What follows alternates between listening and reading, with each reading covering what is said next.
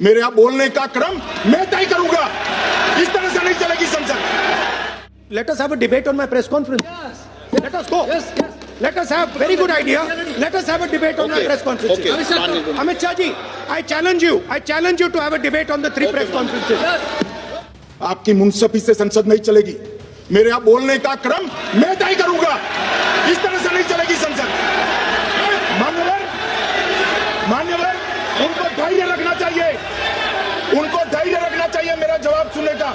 इनकी एक एक बात का जवाब मैं दूंगा, मगर मेरे भाषण का क्रम वो तय नहीं कर सकते, मैं करूंगा, क्योंकि मैं बोल रहा हूं। मान्यवर, क्या गलत बोला उन्होंने यही बोला, आपने जो बात उठाई है मुझे कब बोलना है मैं तय करूंगा, यही बोला ना। उसमें क्यों उत्तेजित हो रहे हो आप? हाँ, आपके 2-2 मिनट में खड़े होने से थोड़ी जवाब देते रहेंगे। नो, तो ये कंप्लीटली डिफेंसिव रिस्पॉन्स है, ये घबराया हुआ रिस्पॉन्स है, ये डरा हुआ रिस्पॉन्स है। अब सुनिए पूरी बात, प्लीज मानिए। नो, सच्चा रिस्पॉन्स नहीं है। माननीय गृह मंत्री जी, अब 28 वोट श्री सरदार पटेल को मिले और 2 वोट जवाहरलाल नेहरू जी को मिले। और साहब प्रधानमंत्री जवाहरलाल जी बने।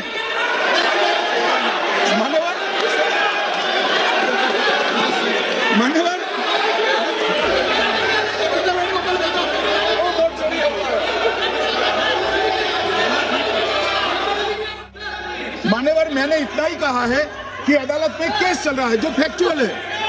अब जवाब तो उनको अदालत में देना है। सोनिया जी ने यहाँ क्यों दे रहे हैं? अदालत में जवाब देना है। Election. I am challenging Home Minister. Okay. Sonia Gandhi not even voted the election. Can you prove it? Sir, misleading statement a Home Minister doing. Sir, you are. What is this, sir? एक minute please दादा, एक minute please. No, बैठिए।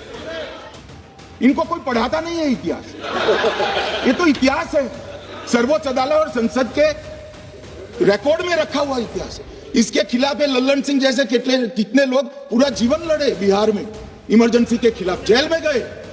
लाखों लोग, सारे आरोपों के मेरे पास जवाब। जो 3 प्रेस कॉन्फ्रेंस, एक सादा प्रेस कॉन्फ्रेंस, एक एटम बम वाला प्रेस कॉन्फ्रेंस, एक परमाणु बम वाला, ये तीनों में क्या हुआ, इसके सारे जवाब मिले।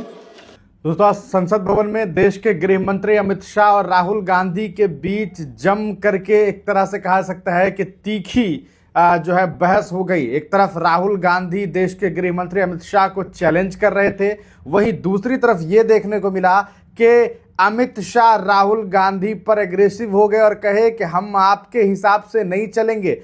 आज सदन में जिस तरीके से एक दूसरे के बीच बहस चल रही थी, इसे देखने के बाद ऐसा लग रहा था कि आज संसद भवन में बहुत कुछ देखने को मिलेगा और सीधे तौर पर राहुल गांधी के वोट चोरी के तमाम आरोपों का जवाब जो है वो अमित शाह ने एक अलग तरीके से दिया, एक अलग अंदाज में दिया। उन्होंने पूरा का पूरा आरोप वोट चोरी का कांग्रेस पर लगाया। उन्होंने जवाहरलाल नेहरू के प्रधानमंत्री बनने पर सवाल उठा दिया, उन्होंने इंदिरा गांधी पर सवाल उठाए, उन्होंने सोनिया गांधी पर सवाल उठाए, उन्होंने राहुल गांधी के कहा सकता है नेतृत्व पर सवाल उठाए और बहुत जबरदस्त तरीके से बहस चली है। आप देखिए इस वीडियो को। और ढेर सारे आरोपों के मेरे पास जवाब।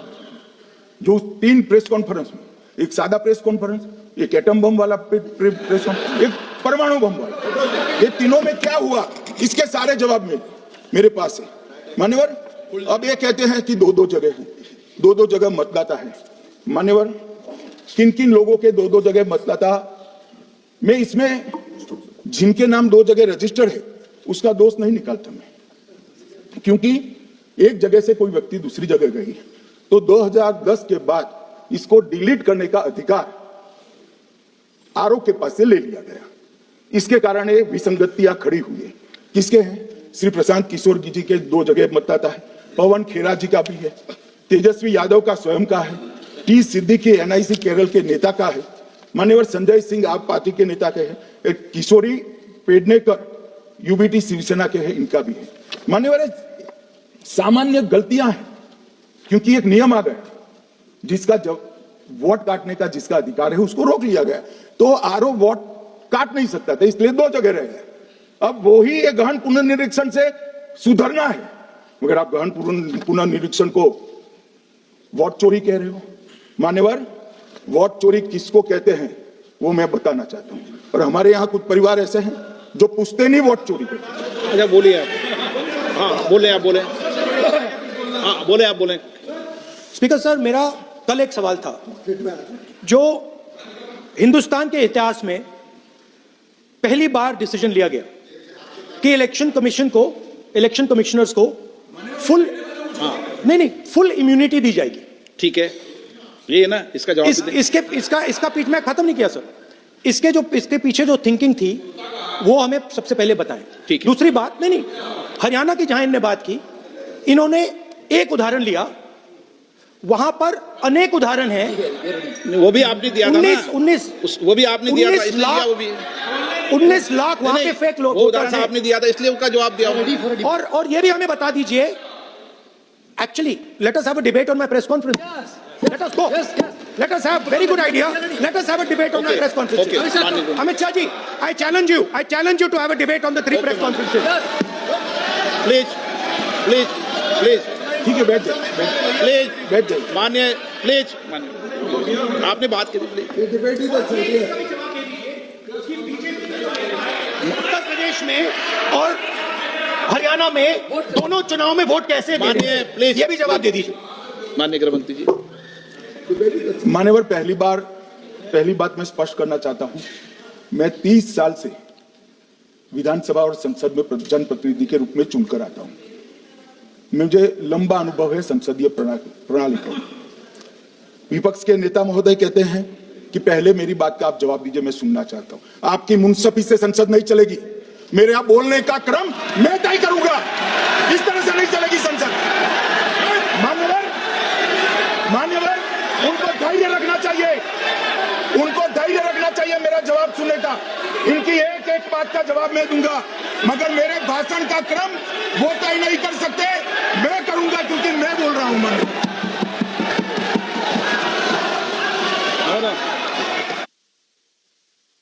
एक मिनट गृहमंत्री जी, एक मिनट गृहमंत्री, क्या गलत बोला उन्होंने यही बोला, आपने जो बात उठाई है मुझे कब बोलना है मैं तय करूंगा, यही बोला ना। उसमें क्यों उत्तेजित हो रहे हो आप? हाँ, आपके 2-2 मिनट में खड़े होने से थोड़ी जवाब देते रहेंगे। नो माननीय गृहमंत्री, मैं आपको फिर मौका दूंगा, आपको।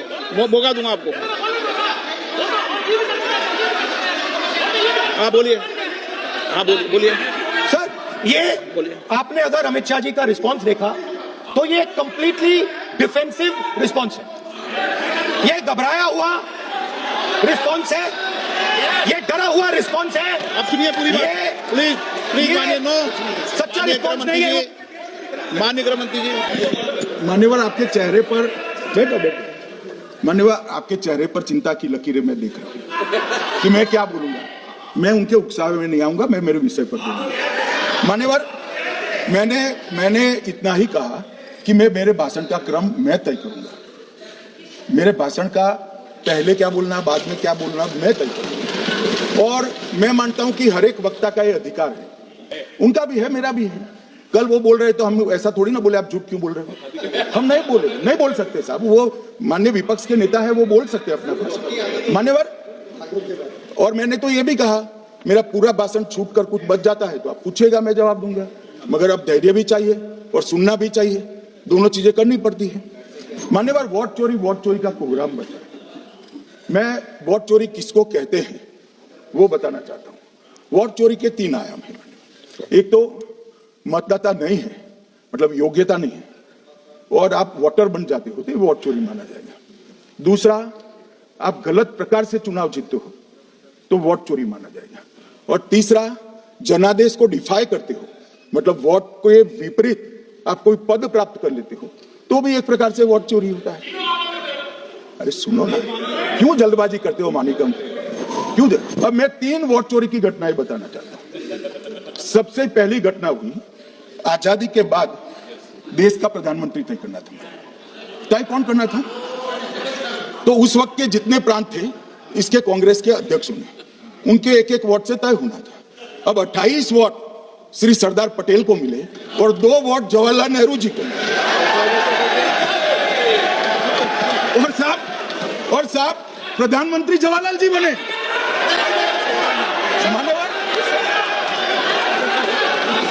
मान्यवर,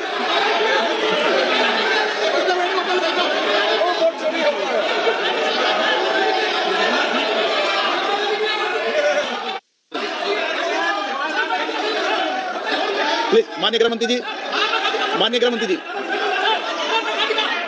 प्लीज।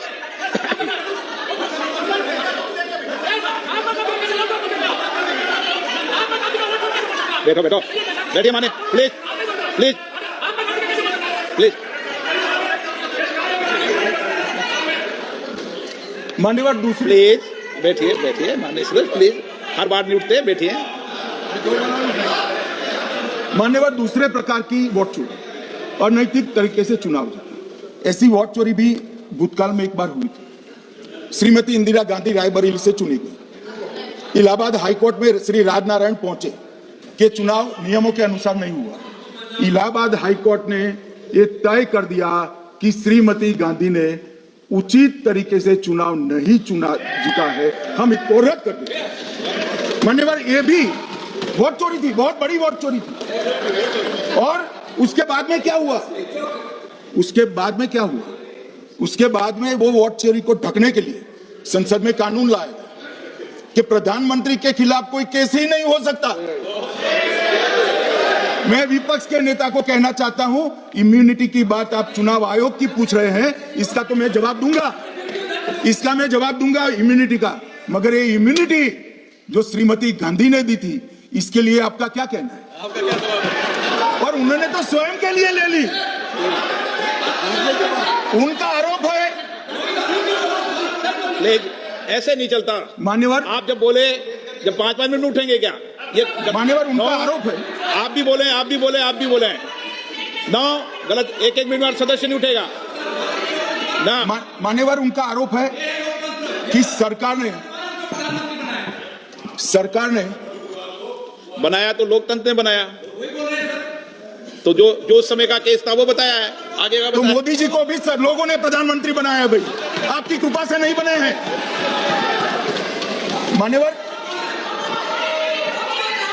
मान्यवर चुनाव आयुक्तों को इम्यूनिटी दी, इनका आरोप सत्य नहीं है, मैं इसकी बात बाद में करता हूं, परंतु हमने तो चलो मानो चुनाव आयुक्त को इम्यूनिटी दी, श्रीमती गांधी ने तो अपने आप को इम्यूनिटी दी थी।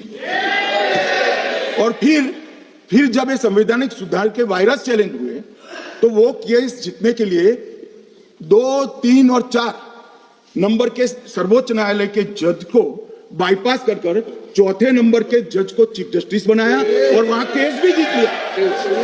और मान्यवर, तो इतिहास है, कौन जुटला सकता है?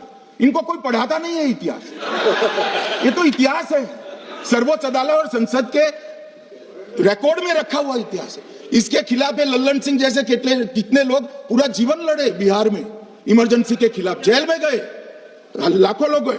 और तीसरी वोट चोरी कहना चाहता हूं, तीसरी वोट चोरी का प्रकार मैंने बताया था कि योग्यता नहीं है और मतदाता बन जाना। अभी अभी एक वाद पहुंचा है, वाद मतलब डिस्प्यूट पहुंचा है दिल्ली की सिविल अदालत में। उसमें डिस्प्यूट ये है कि सोनिया गांधी जी इस देश की नागरिक बनने से पहले मतदाता बने।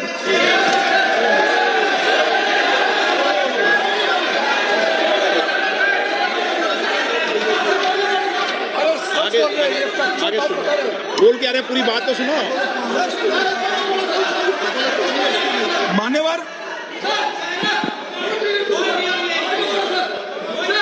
मान्यवर मैंने इतना ही कहा है कि अदालत में केस चल रहा है जो फैक्चुअल है। अब जवाब तो उनको अदालत में देना है, सोनिया जी ने, यहां क्यों दे रहे हैं? अदालत में जवाब देना है।